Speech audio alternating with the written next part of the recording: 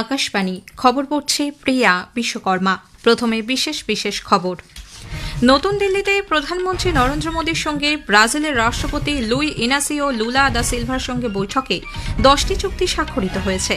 এক যৌথ বিবৃতিতে প্রধানমন্ত্রী বলেছেন, দুদেশের দ্বিপাক্ষিক বাণিজ্য আগামী 5 বছরে $20 বিলিয়ন উন্নীত করার লক্ষ্যমাত্রা নেওয়া হয়েছে। প্রধানমন্ত্রী আজ ভার্চুয়ালি উত্তরপ্রদেশে HCL ফক্সকনের যৌথ প্রকল্প ইন্ডিয়া চিপ প্রাইভেট লিমিটেডের ভিত্তিপ্রস্তর স্থাপন করেছেন। ভারত কৃত্রিম বুদ্ধিমত্তা শীর্ষ সম্মেলন 2026-এ AI এর প্রভাব সম্পর্কিত নতুন দিল্লি ঘোষণাপত্র গৃহীত হয়েছে। প্রধানমন্ত্রী আগামীকাল আকাশবাণীতে মন কি বাত অনুষ্ঠানে দেশ বিদেশের মানুষের সঙ্গে তাঁর চিন্তাভাবনা ভাগ করে নেবেন। আজ অমর একুশে ভাষা শহীদদের স্মরণে নানা অনুষ্ঠানের আয়োজন করা হয়েছে।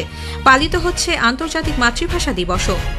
সুপ্রিম কোর্টের নির্দেশ মতো পশ্চিমবঙ্গে SIR সংক্রান্ত মামলাগুলির নিষ্পত্তিতে জেলার দায়রা আদালতের 150 জন সেশন বিচারককে নিয়োগ করা হবে। মহিলাদের ক্রিকেটে ভারত অস্ট্রেলিয়ার বিরুদ্ধে 3 ম্যাচের T20 সিরিজ 2-1 জিতে নিয়েছে। আজ সেই বিস্তারিত খবরে। প্রধানমন্ত্রী নরেন্দ্র মোদী আজ নতুন দিল্লির হায়দ্রাবাদ হাউসে ব্রাজিলের রাষ্ট্রপতি লুই ইনাসিও লুলা দা সিলভার সঙ্গে বৈঠক করেন। বিদেশ মন্ত্রক জানিয়েছে, বাণিজ্য, জ্বালানি, প্রতিরক্ষা, কৃষি, জলবায়ু পরিবর্তন, প্রযুক্তি, কৃত্রিম বুদ্ধিমত্তা, সেমিকন্ডাক্টর, বিরল খনিজ ও দক্ষিণী বিশ্বের সহযোগিতা ক্ষেত্রে ভারত ব্রাজিল কৌশলগত অংশীদারিত্বকে আরও শক্তিশালী করার পন্থা পদ্ধতি নিয়ে বৈঠকে আলোচনা হয়। একটি অন্তর্ভুক্তিমূলক এবং বহুপাক্ষিক বিশ্ব ব্যবস্থার রূপায়ণে উভয় পক্ষ নিজেদের ধারণা ও দৃষ্টিভঙ্গি একে অপরের সঙ্গে ভাগ করে নেন।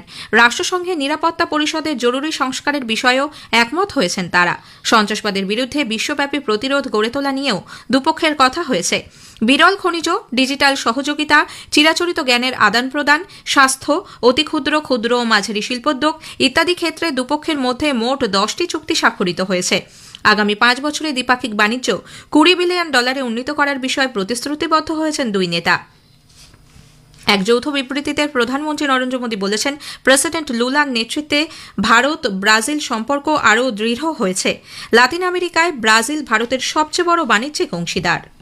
ब्राजील लैटिन अमेरिका में भारत का सबसे बड़ा ट्रेड पार्टनर है। हम आने वाले 5 वर्षों में द्विपक्षीय व्यापार को $20 बिलियन के भी आगे ले जाने के लिए प्रतिबद्ध है।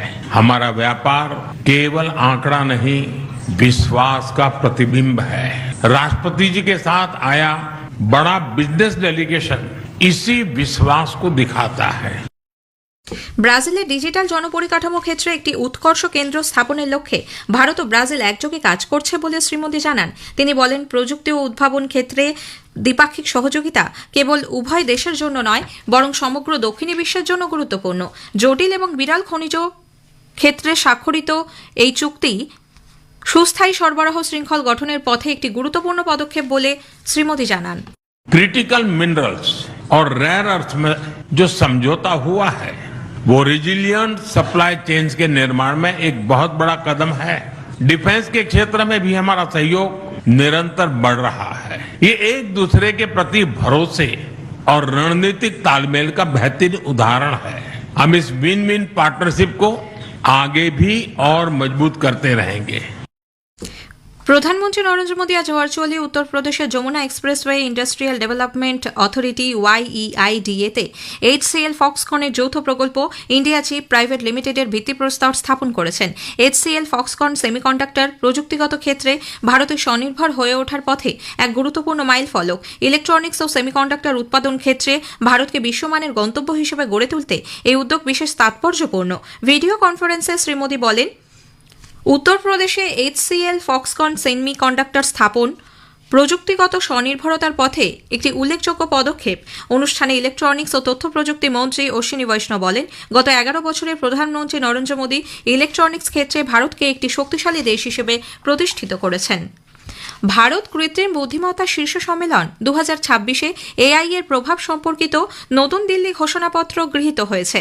কৃত্রিম বুদ্ধিমত্তা ক্ষেত্রে আন্তর্জাতিক সহযোগিতা বৃদ্ধির বিষয়ে এই ঘোষণাপত্র একটি মাইলফলক বলে মনে করা হচ্ছে। 88টি দেশ এবং আন্তর্জাতিক সংস্থা এতে স্বাক্ষর করেছে। এখানে অর্থনৈতিক উন্নয়ন এবং সামাজিক কল্যাণের জন্য কৃত্রিম মেধার ব্যবহার বিষয়ে বিশ্বের বিভিন্ন দেশ সহমত হয়েছে। সর্বজন হিতায় ও সর্বজন সুখায় এই মূল মন্ত্রকে পাথেয় করে স্বাক্ষরিত ঘোষণাপত্রে AI এআই এর সুবিধা প্রত্যেকে যাতে সমানভাবে পায় সে ব্যাপারে প্রতিশ্রুতিবদ্ধ হয়েছে অংশগ্রহণকারী দেশগুলি। নতুন দিল্লির ভারত মণ্ডপমে অনুষ্ঠিত ইন্ডিয়া এআই ইম্প্যাক্ট এক্সপোর আজই ছিল শেষ দিন। ইন্ডিয়া এআই ইম্প্যাক্ট সামিট এবং এক্সপোতে 100টিরও বেশি দেশের প্রতিনিধি, শিল্পক্ষেত্রে অগ্রণী ব্যক্তিত্ব এবং নীতি নির্ধারকরা অংশ নেন। 5 লক্ষেরও বেশি মানুষ প্রদর্শনীতে এসেছিলেন। National institute of pharmaceutical education and research নতুন দিল্লিতে একটি বেসরকারি ফার্মাসিউটিক্যাল কোম্পানির সঙ্গে সমঝোতা স্মারকপত্র স্বাক্ষর করেছে। রাসায়নিক ও সার মন্ত্রকের অধীন ফার্মাসিউটিক্যালস দপ্তর জানিয়েছে, এই চুক্তির ফলে দেশে ফার্মাসিউটিক্যালস শিক্ষা ও গবেষণা ক্ষেত্রের অগ্রগতি হবে। ফার্মাসিউটিক্যালস দপ্তরের সচিব মনোজ যোশীর উপস্থিতিতে এই স্বাক্ষরিত হয়। প্রধানমন্ত্রী নরেন্দ্র মোদী আগামীকাল আকাশবাণীতে মন কি বাত অনুষ্ঠানের মধ্যে দিয়ে দেশ বিদেশের মানুষের সঙ্গে তাঁর চিন্তাভাবনা ভাগ করে নেবেন। এটি হবে এই মাসিক বেতার অনুষ্ঠানের 131তম পর্ব। আকাশবাণী ও দূরদর্শনের সবকটি চ্যানেলে সকাল 11টা থেকে এই অনুষ্ঠান শোনা যাবে। খবর শুনছেন আকাশবাণী থেকে। নানা অনুষ্ঠানের মধ্যে দিয়ে যথোচিত মর্যাদায় আজ আন্তর্জাতিক মাতৃভাষা দিবস পালিত হচ্ছে। 1952 সালের 21শে ফেব্রুয়ারি পূর্ব পাকিস্তান, অধুনা বাংলাদেশে উর্দু ভাষা চাপিয়ে দেওয়ার প্রতিবাদে ও বাংলা ভাষাকে প্রতিষ্ঠার দাবিতে ঢাকা শহরে ছাত্রদের প্রবল আন্দোলন চলাকালীন পুলিশের গুলিতে শহীদ হন ছাত্র রফিক উদ্দিন আহমেদ, আবুল বরকত, মোহাম্মদ সালাউদ্দিন সহ বেশ কয়েকজন। ভাষা আন্দোলনের সেই শহীদদের প্রতি শ্রদ্ধা জানাতে রাষ্ট্রসংঘের গৃহীত সিদ্ধান্ত অনুযায়ী প্রতি বছর 21শে ফেব্রুয়ারি পালিত হয় আন্তর্জাতিক মাতৃভাষা দিবস। বাংলাদেশে গতকাল মধ্যরাতের পর ভাষা আন্দোলনের শহীদদের প্রতি শ্রদ্ধা জ্ঞাপন করা হয়। পশ্চিমবঙ্গেও আজ দিনটি যথাযোগ্য মর্যাদায় পালিত হচ্ছে। সুপ্রিম কোর্টের নির্দেশ মতো পশ্চিমবঙ্গে এসআইআর সংক্রান্ত মামলাগুলির নিষ্পত্তিতে জেলার দায়রা আদালতের 150 জন সেশন বিচারককে নিয়োগ করা হবে। এসআইআর প্রক্রিয়া জট কাটাতে হাইকোর্টে আজ গুরুত্বপূর্ণ এক বৈঠকে এই সিদ্ধান্ত হয়। কলকাতা হাইকোর্টের অবসরপ্রাপ্ত 7 জন প্রাক্তন বিচারপতির নামও আলোচনায় উঠে এসেছে। সুপ্রিম কোর্টের গাইডলাইন অনুযায়ী গোটা প্রক্রিয়া এগোবে বলে বৈঠকে স্থির হয়েছে। সেশন জাজরাও সংশ্লিষ্ট কমিটিতে থাকবেন। কাজের অগ্রগতি পর্যালোচনা করতে প্রয়োজনে আবার বৈঠক হতে পারে বলেও ইঙ্গিত মিলেছে। অন্যদিকে নির্ধারিত সময়সীমা মেনে আজ রাত 12টা পর্যন্ত তথ্য যাচাই এবং নিষ্পত্তির প্রক্রিয়া চলবে বলে জানিয়েছেন মুখ্য নির্বাচনী আধিকারিক মনোজ কুমার আগরওয়াল।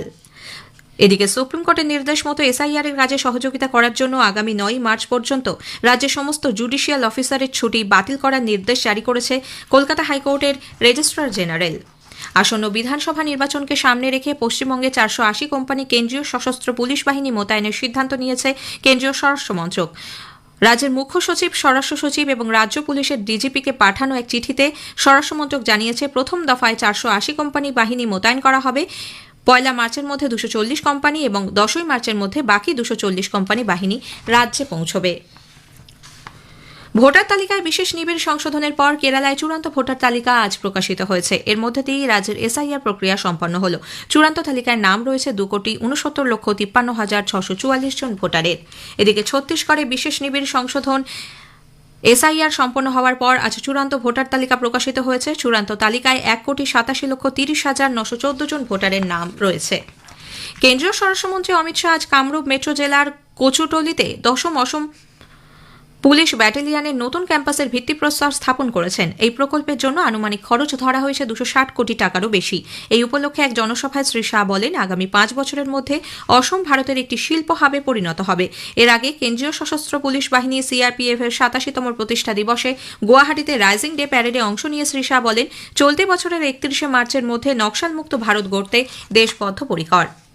মহিলাদের ক্রিকেটে ভারত অস্ট্রেলিয়ার বিরুদ্ধে 3 ম্যাচের টি20 সিরিজ 2-1 জিতে নিয়েছে। অ্যাডিলেডে আজ তৃতীয় ম্যাচে ভারত 17 রানে অস্ট্রেলিয়াকে হারিয়ে দেয়। টসে জিতে ভারত প্রথমে ব্যাট করে নির্ধারিত 20 ওভারে 6 উইকেটে 176 রান তোলে। জবাবে অস্ট্রেলিয়া 9 উইকেটে 159 রান করে। ভারত ও অস্ট্রেলিয়ার মধ্যে 3টি মহিলাদের একদিনের ম্যাচের সিরিজ মঙ্গলবার ব্রিসবেনে শুরু হবে।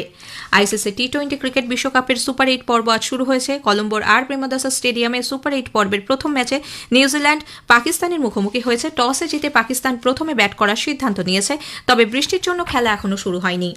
হোবার্টে আজ এফআইএইচ মেন্স প্রো হকি লিগে স্পেন ভারতকে 2-0 হারিয়ে দিয়েছে। শেষ করার আগে খবরের বিশেষ কিছু অংশ আরও একবার। নতুন দিল্লিতে প্রধানমন্ত্রী নরেন্দ্র মোদীর সঙ্গে ব্রাজিলের রাষ্ট্রপতি লুই ইনাসিও লুলা দা সিলভার সঙ্গে বৈঠকে 10টি চুক্তি স্বাক্ষরিত হয়েছে। এক যৌথ বিবৃতিতে প্রধানমন্ত্রী বলেছেন, দুদেশের দ্বিপাক্ষিক বাণিজ্য আগামী 5 বছরে $20 বিলিয়ন উন্নীত করার লক্ষ্যমাত্রা নেওয়া হয়েছে। এই মুহূর্তে খবর শেষ হলো, এরপর স্থানীয় সংবাদ।